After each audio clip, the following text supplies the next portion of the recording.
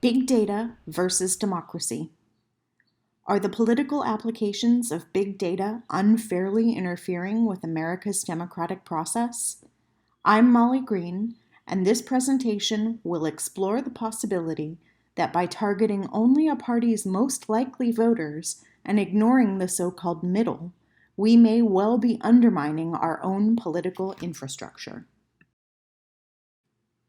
So what is big data? Big data can be complex, but its definition is simple.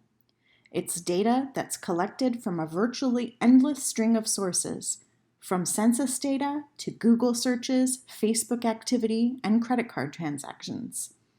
When analyzed properly, big data enables an entity to know their customer on a detailed and almost intimate level.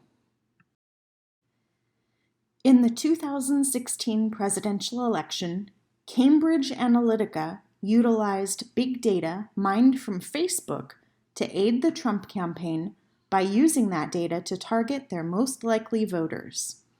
The resulting scandal brought awareness of big data out of the boardroom and into the living rooms of the American people. We watched in real time as Americans collectively realized that big data was more than just a clever way to link our internet search history with Facebook ads. Whistleblower Christopher Wiley, a former employee of Cambridge Analytica, summed up the situation by saying, "We exploited Facebook to harvest millions of people's profiles and built models to exploit what we knew about them and target their inner demons. That was the basis the entire company was built on." In an interview with UK news outlet The Guardian, Wiley further likened the situation to playing with the psychology of an entire nation. I think that, yes, it was a grossly unethical experiment because you are playing with an entire country, the psychology of an entire country without their consent or awareness. And not only are you playing with the psychology of an entire nation, you're playing with the psychology of an entire nation in the context of the democratic process. As we can see from this animated graph of Congress's ideological differences, American politics have become increasingly polarized over the years.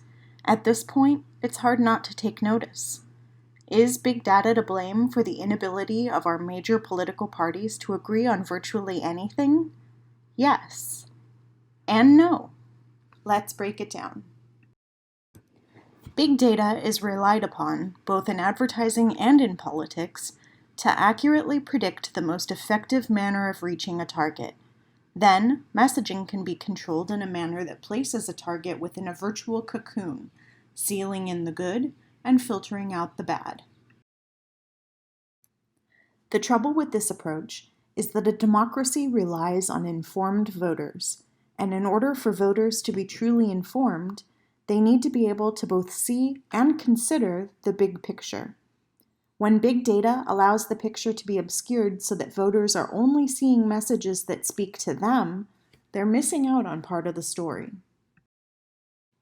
This isn't just a Facebook problem, it's a media problem in general. We particularly see the phenomenon on outlets like Fox News and the Huffington Post, where political messaging is crafted to cater to their target audience of far-right or far-left voters. Their content essentially alienates everyone in the middle. If we picture the American political structure as a Venn diagram, it's clear why it's easier for campaigns to ignore the middle. Frankly, they're just not as important for the win. As long as a campaign can get their non-middle voters to the polls, they can win. The result is a gaping hole right in the middle where there should be some unity. A government made up of elected officials who serve only their supporters rather than their full constituency. That sounds worrisome, but it's important to remember that big data is not foolproof. Big data simply provides campaigns with the equivalent of a hypothesis, an educated guess at who their target is. Any scientist will tell you that a hypothesis is not a fact until it's been proven. Albert Einstein said, "As far as the laws of mathematics refer to reality, they are not certain, and as far as they are certain, they do not refer to reality." The reality is that the scope of big data is so immense and diverse that there's no way to make use of it all when you're analyzing a prospect. That makes big data somewhat unpredictable and unstable. French political consultant Igor Lys sums it up nicely with the explanation that there are elements of the world so sensitive to initial conditions that we are technologically incapable of integrating them all into our calculations. At this stage, it's undeniable that big data is playing an important part in American politics. There are even signs that its involvement is contributing to the growing chasm between our controlling parties. Still, it's difficult to say that big data is exclusively to blame.